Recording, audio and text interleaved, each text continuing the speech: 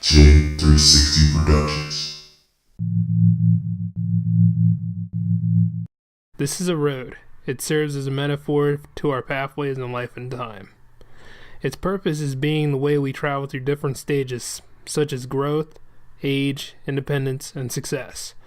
Our society is constantly changing with a boom in communications and technological advancement, but it has stalled in other essential aspects, such as the job market.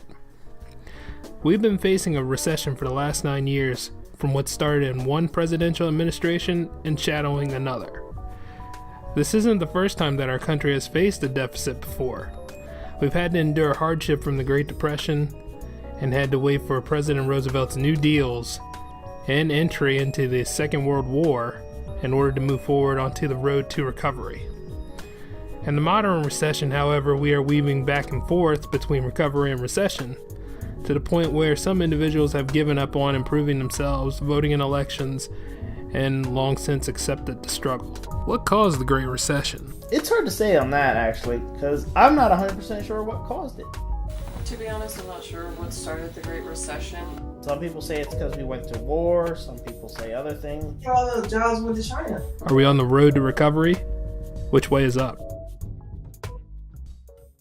Our economy is badly weakened, a consequence of greed and irresponsibility on the part of some, but also our collective failure to make hard choices and prepare the nation for a new age. Homes have been lost, jobs shed, businesses shuttered. Our health care is too costly, our schools fail too many, and each day brings further evidence that the ways we use energy strengthen our adversaries and threaten our planet. In your own words, how has the job market changed over the years? Oh my goodness. It has changed drastically. I think because, like I'm old school, I've taught over 30 years.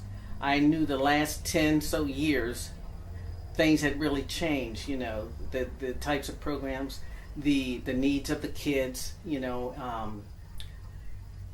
it has changed so much that a lot of people, let's say going into teaching, they're coming out of it, maybe 5-10 years after they've been in it because of the changes, because of the laws and regulations and all of this stuff.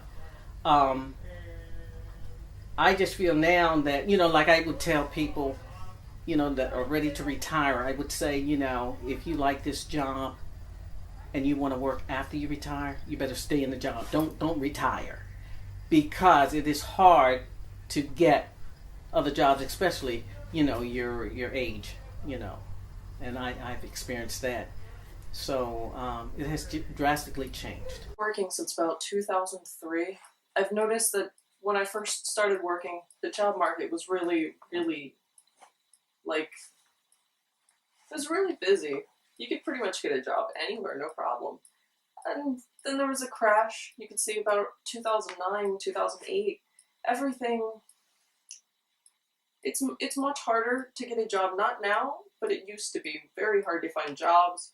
I tried my best to have 2-3 jobs at a time, but it was very hard to even get those.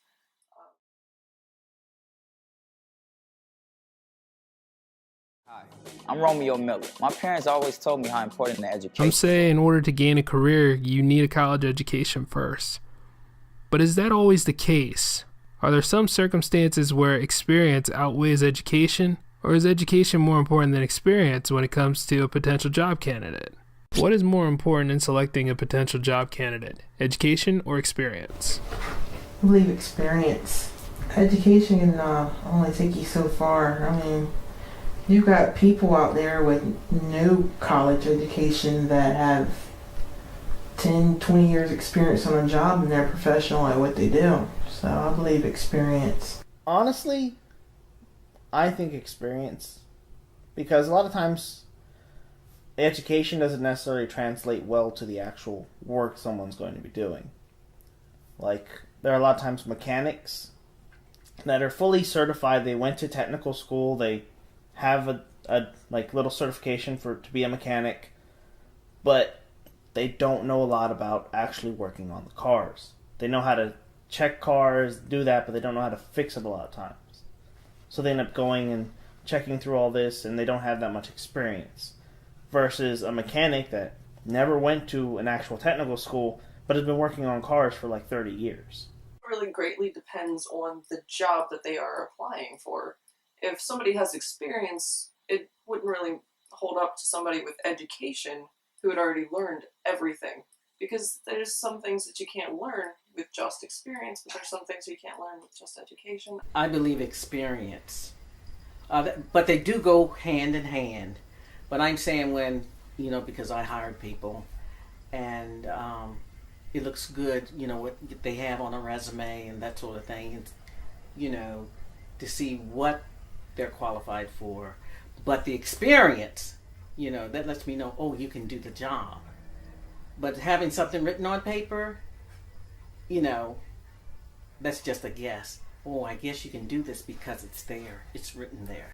If you get an education, make sure where you choose to move to, there's a job market for that. If you don't want to leave Delaware, make sure you pursue an education in something that you can make a good income in the state of Delaware doing.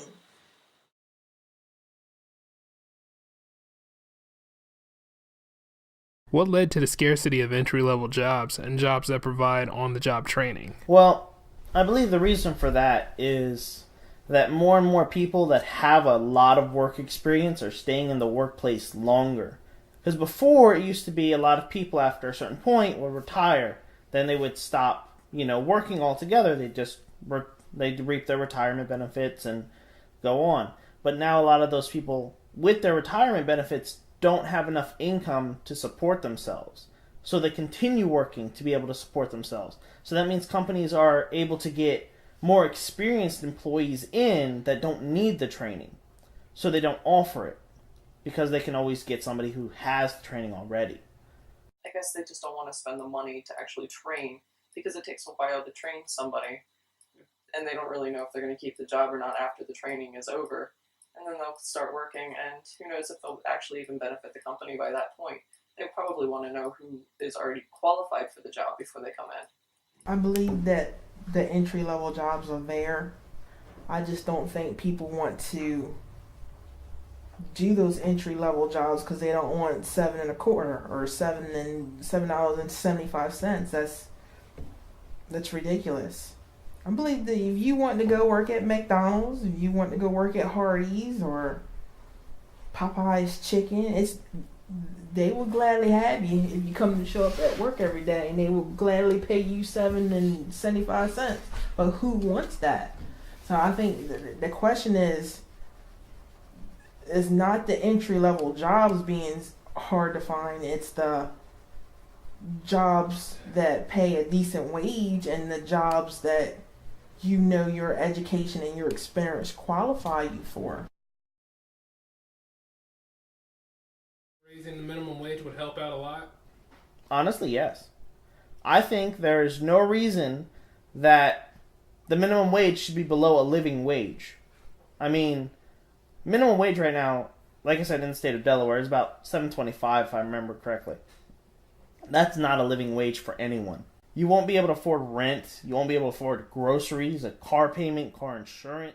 President Obama spoke about raising the minimum wage up. Do you think that would make a difference? No.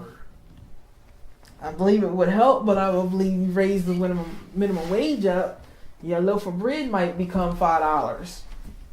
Raise the minimum wage up, instead of paying $4 for a gallon of milk now, you probably pay $6. So, I mean, eventually it's all going to add up and equal out, and people are going to want more money. I mean, there are companies that completely ignore federal minimum wage, like Costco. On average, Costco pays their employees $20 an hour. And it worked incredibly well for Costco. They're still able to keep their prices low. Employee satisfaction is through the roof, just because the CEO believes that one great employee is worth 3 good employees. So they pay their employees a good livable wage to make the employees want to work harder for them. Did the rise in technology play a role in job downsizing, or was it outsourcing? Personally, I feel it's outsourcing. Because even with advanced technology, you could still have people from here working in those advanced technology fields. And it would actually be better for the economy. But companies outsource to places like India where they can pay workers a tenth of what they would pay a worker here. So they do that to save money. So I don't think it's the technology. I just think it's outsourcing that hurts us the most. It's cheaper to pay people in China to make your products. That's how it all started. No more factory work over here in America. Everything's coming from China. Outsourcing far more than technology. You do see a lot of things like self-checkout counters at Walmart, but they still have a lot of regular checkout counters, so that wouldn't really necessarily be cutting people's jobs. Outsourcing, however, all of our industries going to China, going to India, things like that, we're really necessarily losing our jobs because of this, because it's so much cheaper to employ somebody overseas to do something that somebody here would have a minimum wage of like $7 an hour for. They could do it for $1 overseas or something. The rise in technology should just make for more jobs. I'm all for technology, but I think it just hinders the humans. Everything's being done for us, and it's a good thing, but yet it's not a good thing. Because I find, like even in fast food restaurants, where they have young people up there and they can push the buttons on the cash register and come up with an amount, right? They come up with the amount of change that they're supposed to give them. But if something happens and let's say the electricity goes out, are they able to count that money out? In addition to new technology, multiple companies rely on online applications in order to find potential candidates for their job positions. But there's a question about that. How reliable is an online application in comparison to a paper application? It's worthless. It's bunk. Because you go and you put in an online application through their website like they tell you. They never pull it at the store that you're applying to. So you actually go to the store, you talk to the person that's like one of the managers there for the store you're applying, and they're like, oh, we haven't even pulled any of the online applications. Here, fill out this paper application, give it back to me. Because even if a cashier or a customer service rep says, we don't have paper applications, they have paper applications. Be like, I've put in this online application, and tell them your name, and get them to pull it right then and there so they can actually look at it. Or convince a manager to pull it. Because otherwise they're never going to pull it, they're never going to look at it, and then it's just going to be like, you're going to get, after a certain amount of time that the application isn't pulled, you get an automated email says, thank you for applying, but we are not looking for someone of your skill level at this time. I think online application is the best thing they could have ever did. You can do your applications.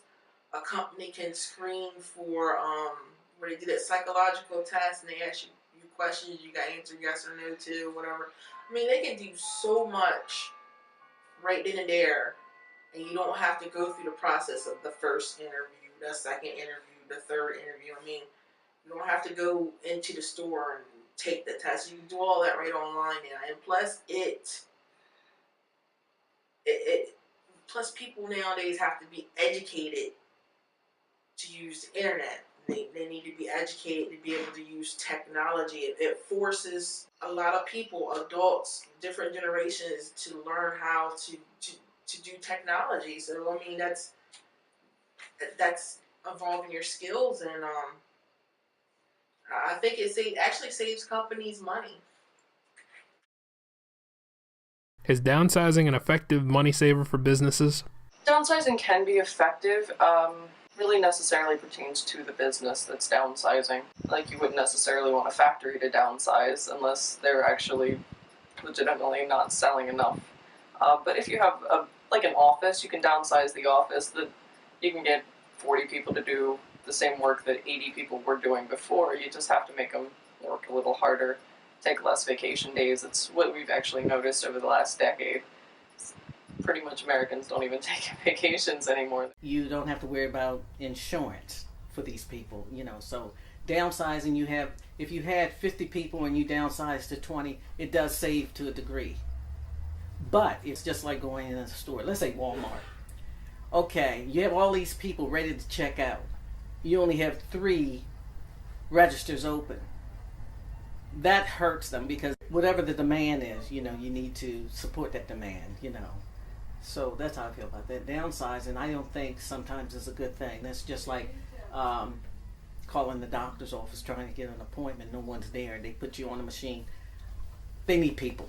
Is Walmart a prime example of this? Downsizing, I think so, because in Walmart, they try and keep as few employees to do as much as they can. They literally will run employees into the ground and overwork them as much as they can. And that's every Walmart I've ever seen. And everybody that's ever worked at a Walmart says the same thing. Do you think monopolies and mergers have a hand in this too? Yes, absolutely. Comcast, it's a hot issue right now. Comcast being one of the major markets, they could do whatever they want. There's only really one other place that they can merge with right now. Time Warner Cable, if they merge with that, the little mom and pop shops won't even stand a chance. They can downsize no problem. Comcast and such, because customer service wouldn't even matter anymore. Like, who cares when they have no competition whatsoever? Back in 2008, there was a promise of hope and change. Do you feel that it is still coming, or will things repeat itself further? Well, there's definitely been change. For instance, like healthcare reform, wanting everybody to be able to get healthcare regardless of, medical history. That's a great concept. How they've executed it is rather poor. There's definite change. There's always change. It's just whether or not you believe it's good change or bad change. I feel that things could easily repeat themselves and become much worse in years to come. Most of us really aren't learning from what we're going through here. It seems like everybody wants to say this is a recession or that we're just getting out of a recession. But we were very, very close to a depression, and everybody with all of the media and things like that, they're downplaying it. They're so enriched in their own lives that they don't really understand that this is what's going on. It's one of those cases of if you learn from history or if you don't learn from history. History is going to repeat itself because nobody's really learning from it, especially with all of the bailouts. If it's failing, it's failing. It's not worth really bailing out. So do you think there's still hope for recovery? Yeah. Our country has come back from a lot worse than this. The Great Depression was a lot worse than this.